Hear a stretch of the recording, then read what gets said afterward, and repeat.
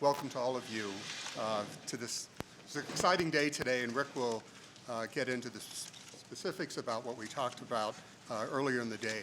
But 17 months ago, Rick George came as our athletic director. In that very short time, he's transformed what we're doing in CU athletics.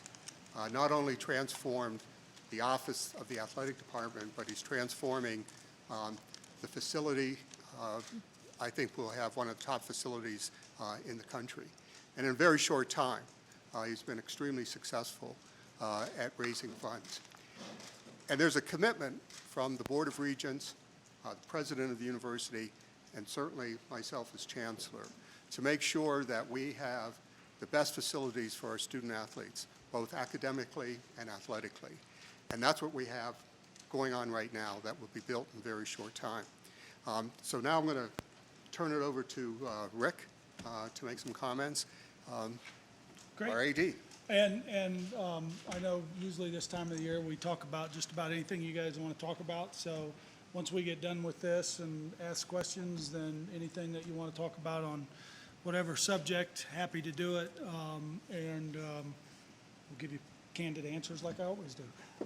So today we announced a lot of things, really, which is really exciting for us. We announced our Sustainable Excellence Initiative goal.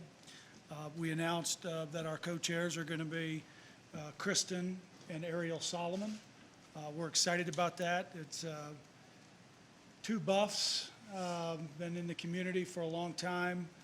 Ariel played here when we won a national championship, and they created the Solomon Family Scholarship Fund at CU, which we're excited about.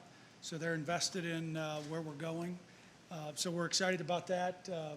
And they're going to be our ambassadors. They're going to be two that are going to be out there in the community, around our community locally and then around the country, to talk about what we're doing in athletics and to help us in our drive to 105. We think this goal, just like our strategic plan, are aspirational but obtainable. We feel pretty strongly about where we're going and why we need to go in the direction that we're going with the fundraising dollars that we have. As the chancellor said, and I'll reiterate it, I think what we're doing is transformational. Our facilities, as we've talked before when we talked about our strategic plan, are the enabler and the driving force that's going to allow us to achieve our mission and our vision. And it's real simple, and I'll restate it just so we're all clear how this all fits in, is we want to create a premier, nationally recognized athletic department by doing three things. We want to create a world-class and holistic experience for our student athletes first and foremost. Everything that we do, our priority is our student athlete first.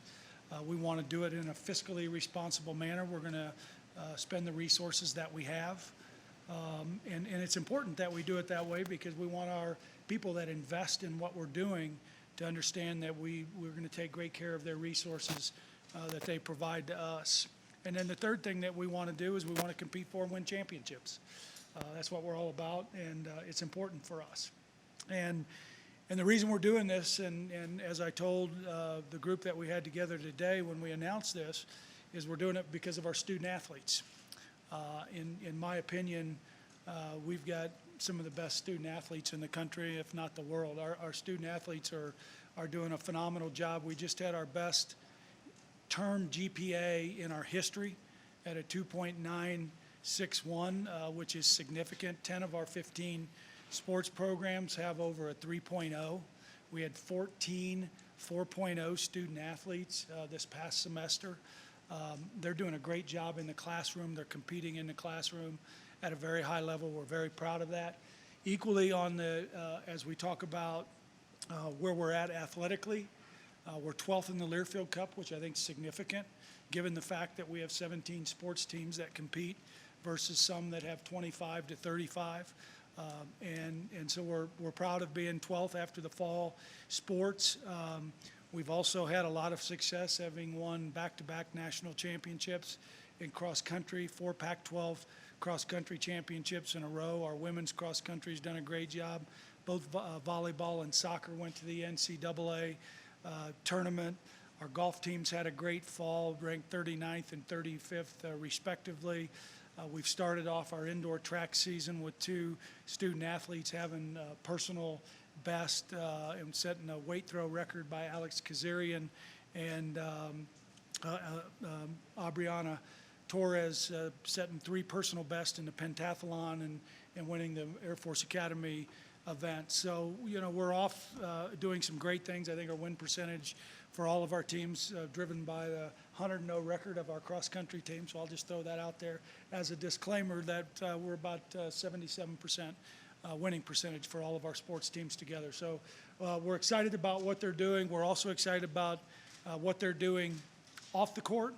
Already to this point in our season, our student athletes have given 960 plus hours back to the community, supporting what we're doing in the community, adopting charities, and doing different things. And I think it's important for all of our student athletes to understand the importance of giving back, and they do it in a significant way. So what we did today is we announced this new initiative, this drive to 105, and we think it's important for where we're going long term. And there's 2 components of that initiative. And one is the endowment piece that we haven't really talked about a lot. That's important to where we're going. We want to build a long-term sustainable foundation. I've said this before, is when we leave here, whenever that is, we want to make sure that the foundation's bigger and stronger than it was before we got here. And so it's important for us that we grow our endowments. As we sit today, we're not very competitive in that versus our peers, and we need to get better in our endowment fund. And so as part of our initiative, we want to raise $20 million in the endowment side. We've already raised privately to this point about $15 million, correct, Kurt? Plus, we had one more yesterday that came in that we signed yesterday that was at $1 million. So that was great to start off this campaign. And then on the other side of it, our capital campaign, and this just includes what's documented, what's done, is 57 plus million. We've got more verbals. Our goal is to get to 85 million. Which brings that total to 105 million. Again, we think it's aspirational, but we think it's obtainable. We're going to take, starting today, really kicks off the public campaign. Every dollar that we raise, whether it's $5 or $10,000, I think we've had 1,200 donors to date, that from 700 donors. So some have given multiple times in this facility. And one of the things that's exciting about this is we've generated over $500,000 from unsolicited sources. So what's come online and what's come to us without us soliciting an ask. So, to me, that shows that people believe in our plan. They want to invest in what we're doing, want to invest in our student athletes, and we're really excited about that part of it. We've got a long way to go, we put it out there publicly today because we want people to know that this is an important project that we're undertaking. The reason we've asked Kristen and Ariel to come on board is because of having been a former athlete, knowing the benefits, and I'd love for Ariel to talk about that very quickly, but the benefits that he would get from what we're trying to do, whether it's endowing scholarships or coaching positions or building the facilities that we're building, it's really going to be important for our student athletes. And we also announced today that the new building is going to be called the Champion Center. This is where we're going to create and build champions through what we're doing in that facility. That's the northeast corner. So we announced that today. We also announced that the High Performance Center is going to be called the CU, I got to get this right, the CU Sports Medicine and Performance Center. That's a collaboration between Boulder Community Health, our university physicians group, and our CU School of Medicine. We're excited about that. because we believe that this facility and this high-performance center is going to allow us to collaborate and bring more people to our campus to see what we're doing. We think it's going to be a great benefit for the Front Range and for all the residents of Colorado, for our students, student athletes, and it's also, we believe, is going to allow us to attract elite athletes from around the world, because we'll do blood testing and physiological testing and a lot of different things in that facility at the direction of Boulder Community Health, our university physicians, and our CU School of Medicine. And then I'm trying to think, did we announce anything else today?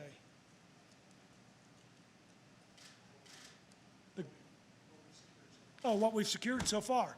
Well, if you add up the two, it's 72 million plus that we've got committed to date.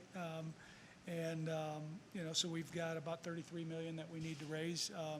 We're going to take the Solomons and myself and the Chancellor are going to go out around the country over the next year, and my hope is that we can get some time a little later than this time next year and really indoctrinate our new facility and have one of the best celebrations that you can have in our new indoor practice facility. So, we're excited about what we're doing. We're excited about where we're going. If you haven't been over there recently, these facilities are terrific. They're going to be a great benefit to what we're doing. And so I'll stop with that for now. Ariel, if you can maybe give a few things, you and Kristen, about being the co-chairs and, what this kind of impact it would have had on your career. It would have been better than the 10th round draft pick. Yeah, I probably could have been a couple rounds higher if we would have had that performance center. Okay. Yeah. We're very excited just to be partaking in this initiative, because we feel like it's really an opportunity to create a legacy that is going to stand for a long, long time. And as Rick mentioned, I feel like what CU and being a Buff has given us many, many opportunities, and really has made us part of the Buff family for life. And we want to help more student athletes experience that same feeling of being a Buff. And this facility, and in particular the endowment fund that's going to be grown, is going to make sure that those scholarships, that the support that the student athletes need, is going to be here in perpetuity. And when you see the facilities that are going to be available to them, it's going to be just amazing and state-of-the-art, and some of the nicest facilities that are here available in the country. And so I know our student athletes are going to perform at a higher level. We'll be able to attract more student athletes, and so we're really excited to help with that initiative, and we're looking forward to help meet the goal. Anything to add to that, Kristen? I'm just excited to be a part of it, and to be on board with Rick and with Phil DeStefano, and just encourage people to get involved as well. This doesn't only benefit our student athletes, it benefits our general population of students and our community as a whole. Over 500,000 people come into Boulder County each year to take part in the CU athletics and cheer on our Buffs. And that puts $71 million, I believe, back into our local community. And it's important that we now invest back into our student athletes. And the last thing I'll say and thanks Kristen and Ariel, the last thing that I'll say before we open it up for questions is we're united in this. This starts with our regents' unanimous vote. It starts with the President Benson and his support personally and from his office. Phil, who's been a great friend but also been a great leader on this university and at this institution, is in as well and supportive of what we're doing. And it can't happen without the collaboration and unity of all of those entities. So with the regents, the president and the chancellor and athletics coming together, and then support from the community, if we're going to do great things at CU and if we're going to be that premier nationally recognized athletic department, we need the collaboration and the unity of that group. So with that, I'll open it up for questions, and if we can take questions on this first, and then we can get into whatever you want to talk about after that. Is that okay, Dave? Sounds like a plan. Rick, why are you targeting 105 million? Why are we targeting 105 million? Because, we figure where we need to go to be able to pay off our bond payments and be comfortable with what we're raising. We've set that goal from a capital initiative, so we know that, as we've modeled this out and as we've looked at paying off our bond and our debt, we set a number that we thought was aspirational, but something that was obtainable, that would allow us to pay off our bond debt moving forward. And the endowment piece was a number that we thought was important for us to get to. We're way behind in this space against our peers around the country, and we think 20 million is a real aspirational effort, and we haven't really gone out there and said publicly that we want to grow this. But for us to be successful long-term, and when we have times when we're not generating the revenue that we need, to have the support of the endowment in our annual operating budget is significant for us. And so 20 million, 105 actually sounds like a pretty good number to me. I'd like to obviously go beyond that, but that's where we're going, and I think we got a pretty good strategy on how to get there.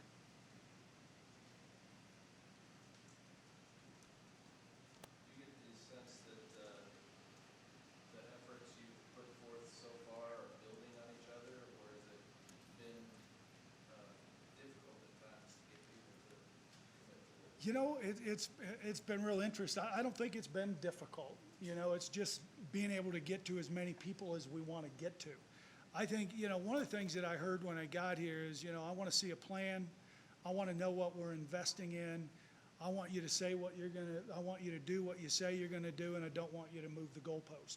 And I think what we've done is we've clearly laid out a strategic plan that outlines where we're going, how we're going to get there, and what the steps are strategically and tactically that we need to do to be able to get to that space. And I think it's something that people are saying, okay, I know what I'm investing in. And then when you've got great student athletes who represent you in such a great way, that's been important for us as well. So, going out to people, the generosity of people, I think, has been amazing. It's just like the other night, we had a fundraiser for one of our buffs that's sick, Kyle McIntosh. And the support that we've received from this community and from buffs, supporting buffs, has been amazing. And so I think for us is, we've got the plan that people can invest in. We've got a clear direction. We've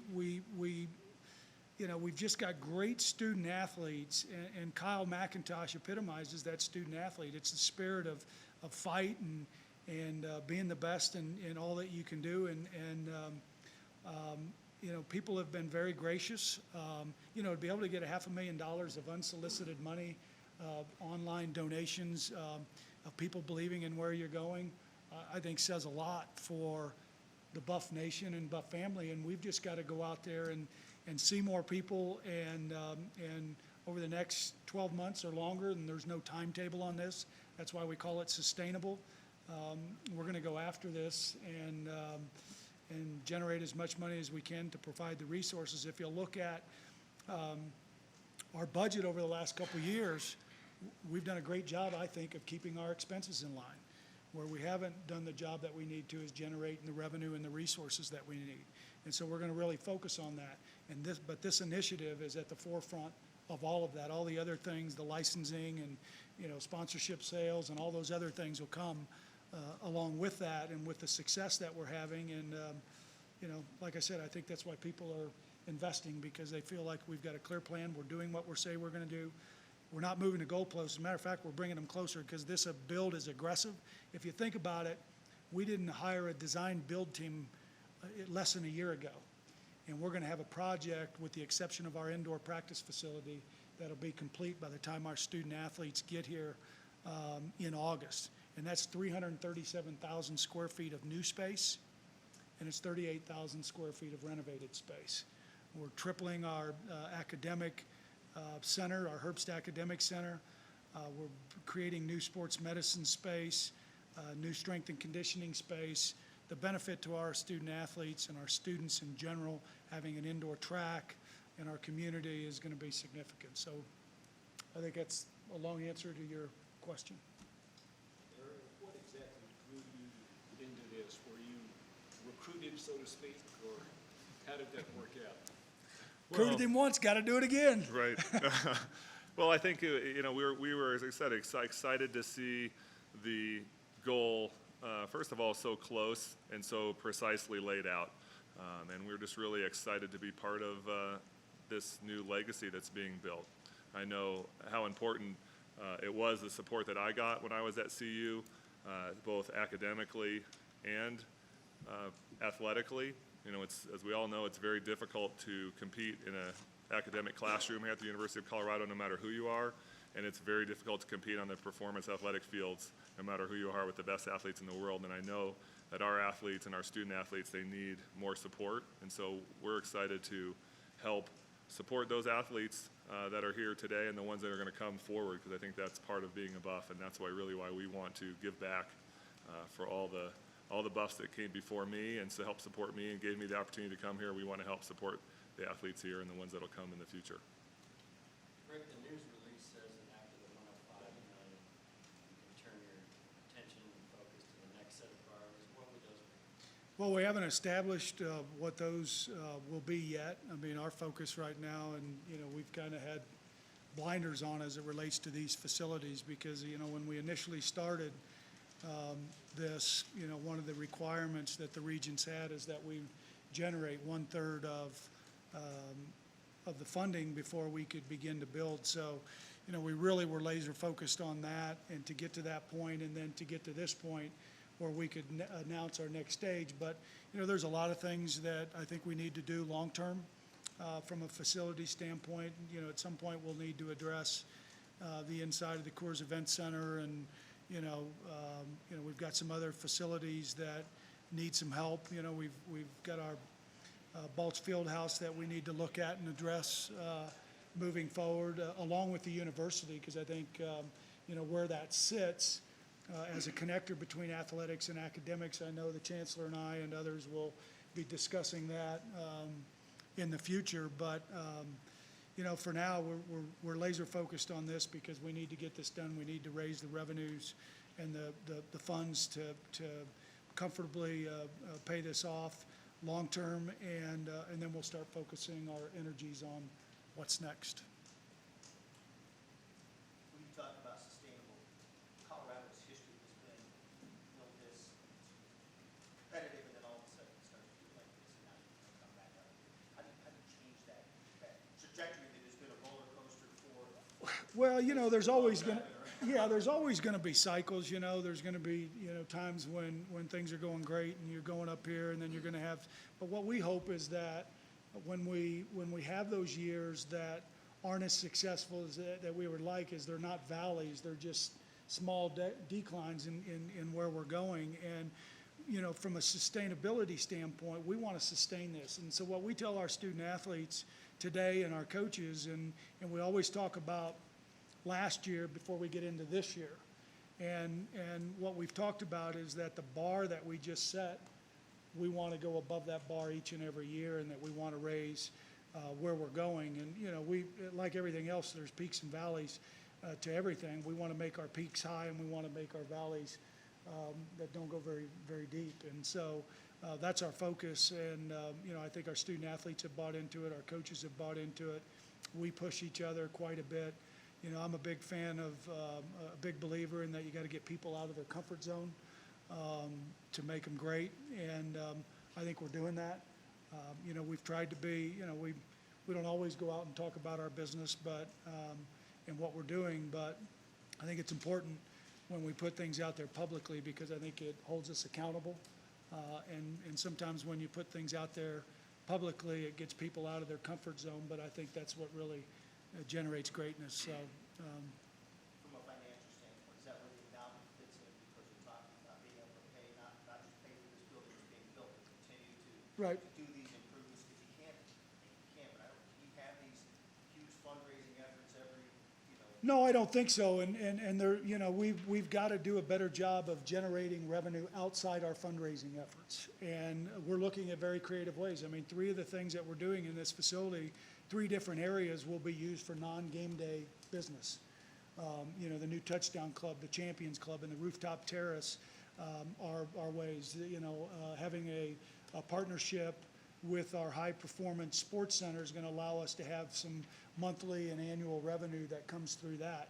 So we're trying to think traditional and non-traditional ways for us to generate revenue. If you look at our revenue, and I know there was an article out in the USA Today about revenues that have been generated, you know, we're not very good there. And we need to build our football program. Our football program needs to generate a lot more revenue than we're generating today. We need to look at creatively how we can generate more revenue in our men's basketball program. We've got to look at our women's basketball and volleyball and how we generate revenue there, our licensing, the way we sell our sponsorships. 62 million in revenue probably places us 10th in the conference. That's not good enough. We need to do better than that. And then now that we're in this new governance structure with the 65 schools, 64 other schools that we'll be competing against, we need to raise our game. We've got new NCAA legislation that's coming out, and we've got to be ready for that. And we're going to be. And so this initiative is important to us, but we also got to do all the other things underneath that support our operating budget that are going to allow us to do and provide the support that we need for our sports teams and our programs.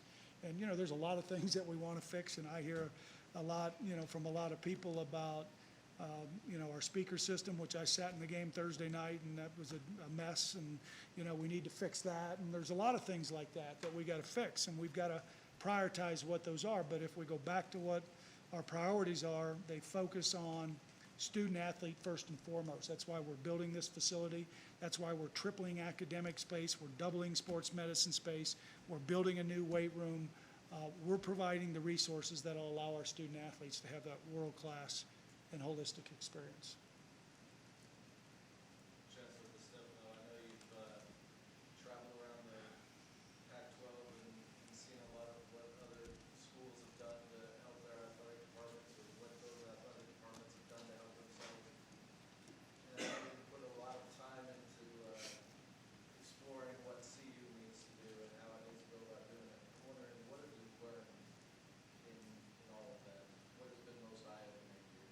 Well, you know, Kyle, as we talked over 17 months ago, when we were making a change in the AD's position, I said that athletics is a business and we have to operate as a business. And that's what's happening around the country. And frankly, we weren't operating as a business until Rick George came in as our AD. And now when I'm going around the country, instead of, you know, listening to what everyone else is talking about with their facilities, with their academics, with their sports, now people are asking me what's going on in Colorado. They're looking to Colorado as really taking a leadership role. I think our facilities, when they're completed, will be among the best, certainly in my mind, in the Pac-12 and around the country. And I think people now, other chancellors and presidents and ADs, are looking at Colorado very differently than when we first joined the Pac-12 because of the investments that we're making, the quality of coaches that we have, the athletic director. It's a solid team now at Colorado. And I don't see that all the time at every other institution. And as Rick said, when you put the Board of Regents, the President, the Chancellor, the AD, everyone working together, and you have supporters such as Ariel and Kristen who are willing to help, that sends a very significant message, very positive message to our colleagues in the Pac-12, but also to the student athletes that we're recruiting. You've been here for a long time and seen a lot of stuff go on here. Why did it take so long to get to this point? Well, you know, I think we weren't looking at operating athletics as a business. We were, you know, looking to the past and, you know, what we achieved on that championship team when Ariel was here, and we really weren't looking at the future and how athletics has really changed. And I know that, you know, when I talked about we were going to start operating as a business approximately, you know, 2 years ago, I think there was a lot of skepticism of number one, what does that mean, and will it ever happen? And it's just bringing in the right people at the right time. And bringing in Rick George when we did was the right move at the right time. I'm glad he made that move. Any other questions for the group? Yeah, I kind of wanted to ask a little bit about the decision to bring back beer and wine sales. Either one of you or both. Actually, I'll answer it. Okay. And it's a real simple question. We're not doing anything different than we've been doing. We're just expanding the areas that we're doing it. So it's no different than our club level in the fifth floor on our suite level in football. We've got 2 other club areas that we created, one outside in football, one in Balch Fieldhouse that was even a little more stringent than what we're doing in the club level, because you have to be 21 or older to get into those areas. So if you look at what we're doing here at the Coors Event Center, it's nothing different than what we've done in Chips Corral or that we currently have up there. We serve food and beer and wine. We're doing the same thing in 2 temporary areas that are on our concourse. We're listening to our fans and what they want, and we've done that. It's been very controlled. We've managed it very well. We've intended to do this in a manner that's smaller rather than bigger, because we want to make sure that it fits in our vision and our mission and what we're trying to be and who we represent. So it's really just an expansion of our what we've been doing. Has there been any issues with, since it's Nope. been expanded? No, it hasn't. Actually, it's been very well managed, and, we've had very few incidents, and I think everybody's very comfortable with what we're doing. You talked about other universities around the country. It's still relatively rare for universities to have the. Yes and no.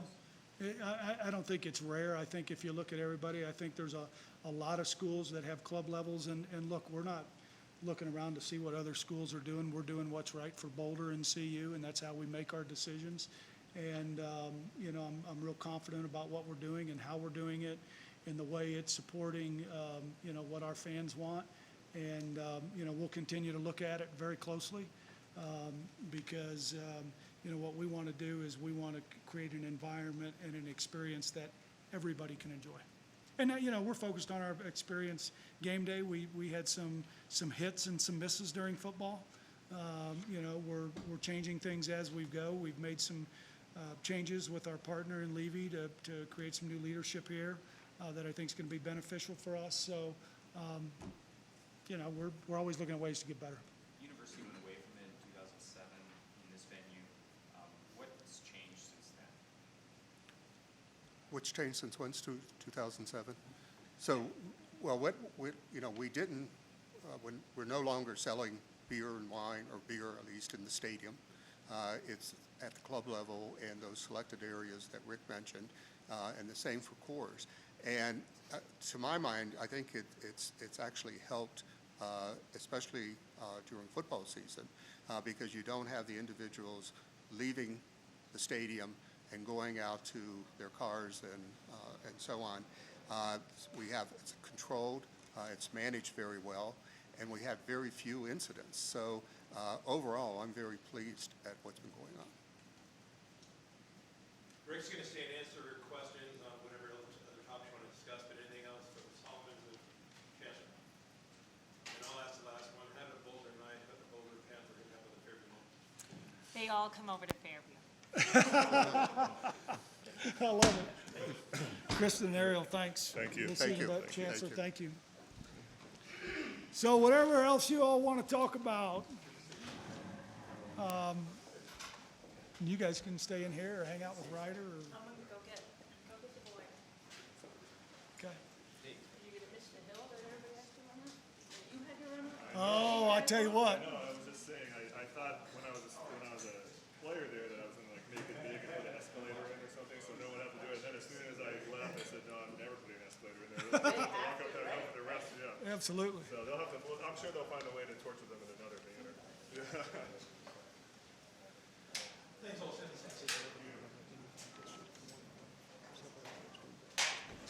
Yeah. Okay. Okay, what does anybody want to talk about?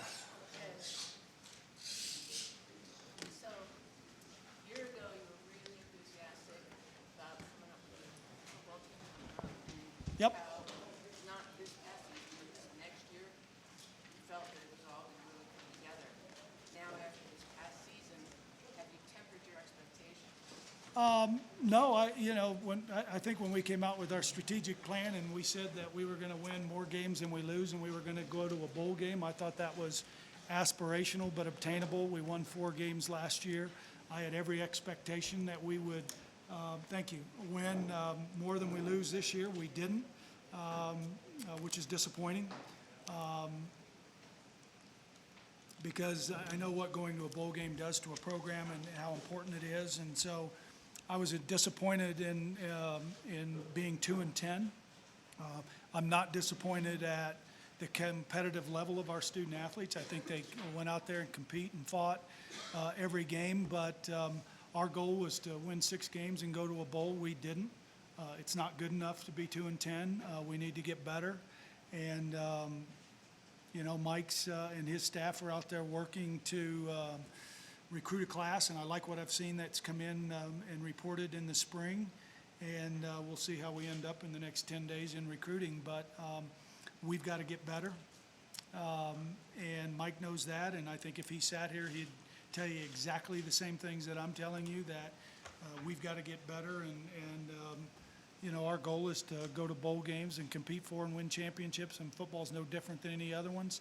And we need football to, to take the next steps and be successful. So even after this last year, you still expect to be in bowl next year? We have not talked about what our aspirations are for 2015.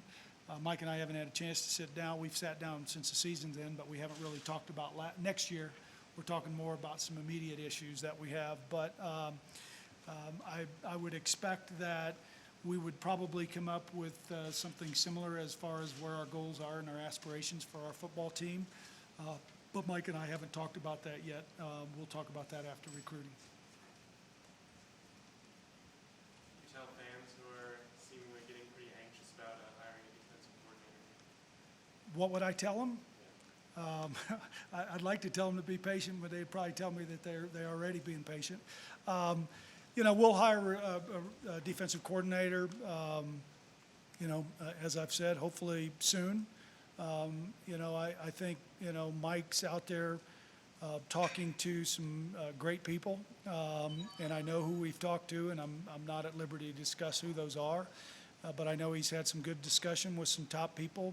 We're going to go after the best whenever we have somebody that leaves us, and I think Mike's doing that.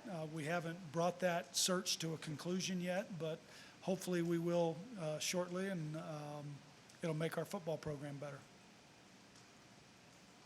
There's some rumors that you have some named teams lined up for future football schedules. You announced. Well, we're talking to some schools, obviously, about enhancing our schedule.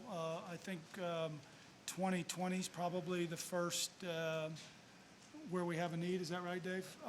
And we're talking to some schools right now because we do want to enhance our football schedule, our non-conference schedule. I think we all know how tough it is to compete in this conference. You got 9 quality opponents you're going to play every year, so. We want to be careful of who we schedule, but, as I go back to, and I hate going back because I like to look forward, but when you look at when we were very successful, we were playing against the best week in and week out. And you look at some of those schedules on the wall in the Flatirons Club and who we were competing against, they were some of the best teams in the country, and I think when you play great teams, it brings out the best in you, and so we're going to look at quality opponents to come in and play here, and that will go play, that will enhance our football program and enhance our ticket holders and supporters to come back and support what we're doing. Rick, what are your thoughts on the state of the basketball program right now? The state of our basketball program, I wish we had some guys that were healthy. But they'll come back, and we got great leadership with Tad Boyle, and we've got a lot of athleticism on that basketball team, and we've had some things not go our way, but You know, this last second shot was a tough one, but our guys are resilient. They'll rebound, and hopefully we'll get a couple players back tonight, and I'm not sure what Tad has said about that, but I feel really good about our basketball program. I think Tad Boyle's done an unbelievable job. I think he's going to do an unbelievable job for a long time at CU. I think Linda Lappy, you know, we lose Ariel Roberson, who arguably is one of our top players, who has an ACL before the season start. That's hurt us. I think you can see our team starting to gel and come back. They won the 2 Utah games, got a lot of I don't know what I want to say, but they felt really good about themselves after beating Utah the way they did at Utah. And then last night, I don't know if any of you had a chance to listen or watch, and I listened to it on my way back from the rodeo, and they were competing. And, you know, they played at Washington, a really good Washington basketball team, and we had a chance to win that game late. And we had Haley Smith that was on the bench in foul trouble, Jen Reese, you know, they competed and played hard. And so I think our basketball programs are in good shape. And, you know, like I said, we're moving in the right direction. And, you know, I think, you know, we're going to start a win streak tonight against Washington State, and we'll see where it goes. But have a lot of good feelings about where we're going with basketball. With football, you said 2 and 10 is not acceptable. How important is it for Mike McIntyre to be the guy those 3 years to get out of that cycle of having to go through coaching changes? Well, I mean, you know, as I've told you before, I've got tremendous confidence in Mike and where he's going and how he's leading this program. And, you know, as I said, I don't know, a year ago, and when we talked about our coaches, and I think having consistency at the head spot in our programs is important. You know, turnovers, you know, is not something that we need. We need some consistency in our coaches, and I think Mike's the guy, and I'm confident in where he's going. And, you know, you read a lot of different things, and I don't think, you know, a lot of people don't know what's going on in the inside, but I can tell you he's going after the best, whether it's the defensive coordinator, the position coach, our recruiting, and, you know, they're working their butts off to have you know, a great start to our 2015 season. Anything else? Thank you for coming. That's it? That's it. Man, Good job, easy. thanks, everybody. Appreciate you being here. Thank you, thank you, thank you. You got it. Oh, man, I'm getting old. That was hard to get up right there.